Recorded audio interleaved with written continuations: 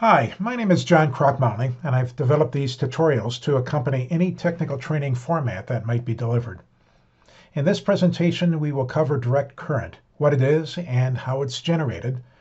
Also covered will be the electron and conventional theories of electrical flow. There are three learning outcomes associated with this presentation. Number one, identify and apply direct current systems. Number two, describe electron and conventional theory. And number three, describe power supplies.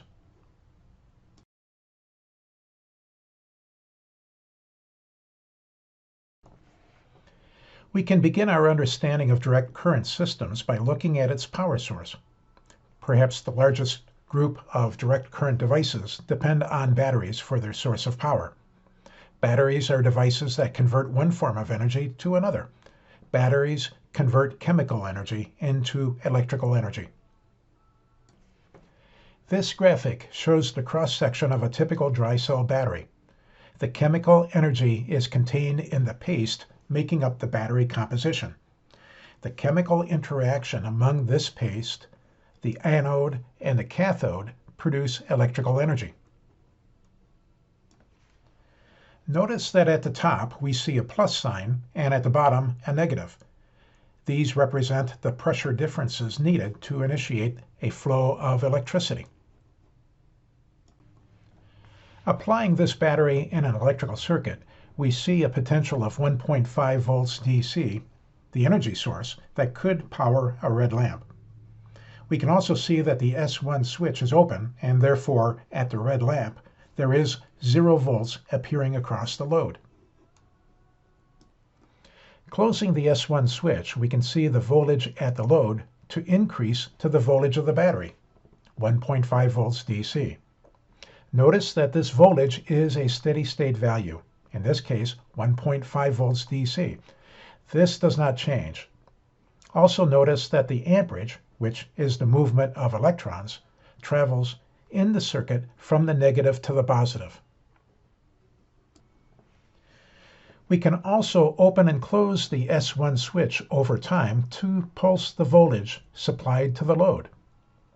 Notice that in doing so, the lamp receives 1.5 volts DC and 0. Some test instruments may show this pulsing DC voltage in this pattern, a series of dashes appearing on a scale.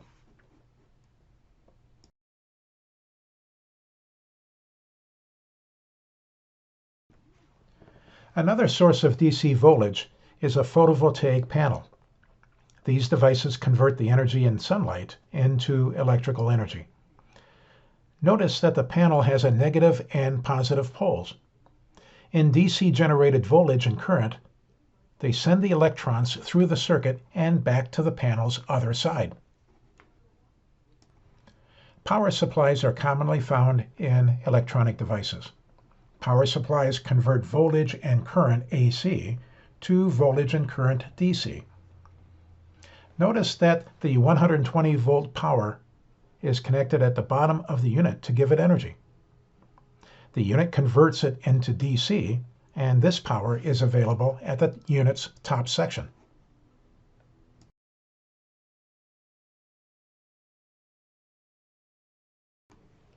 There are two theories of electricity flow that are used in electrical technology: electron theory and conventional theory.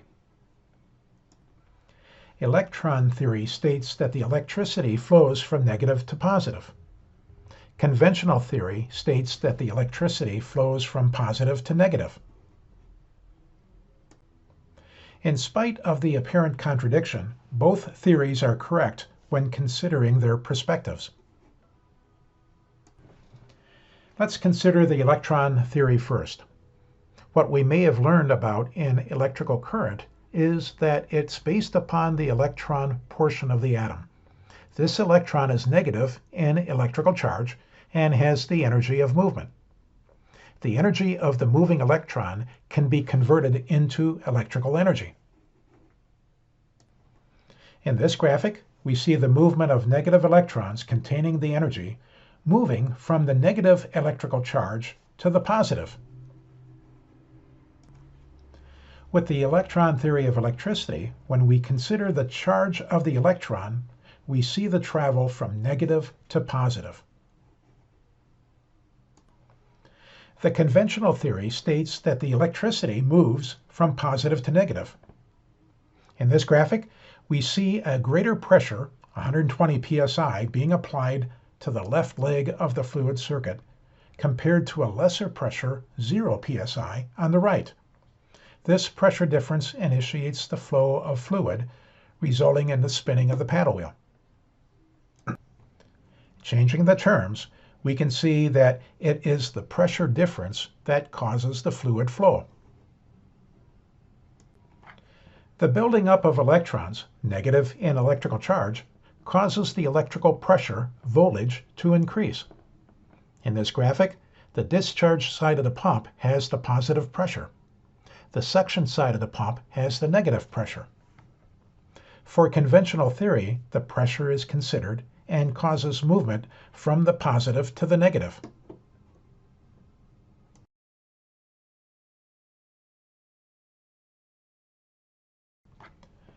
As mentioned earlier, power supplies are commonly found in electronic appliances.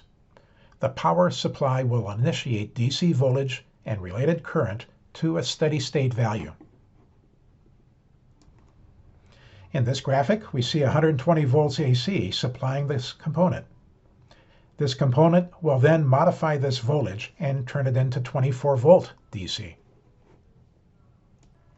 The power supply contains three areas: the AC, the pulsing DC, and the steady state DC voltages. Toward the left of the graphic in pink, the 120 volt AC power is connected to the input side of the power supply. This is one form of energy ready to be converted to another. The middle section, colored blue, is the DC pulsing voltage converted from 120 volts AC using electronic rectifiers. The pulsing voltage will span between 0 and 24 volts DC. The far right section is the output section of the power supply. Notice that the pulsing DC voltage has been turned into a steady state value by the capacitors and inductors contained in the voltage regulator.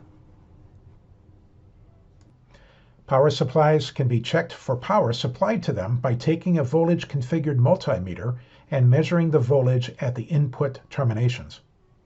The DC voltage output terminals can also be measured with a multimeter. Doing these measurements, we need to configure the voltage meter to read AC voltage at the inputs and DC voltage at the outputs.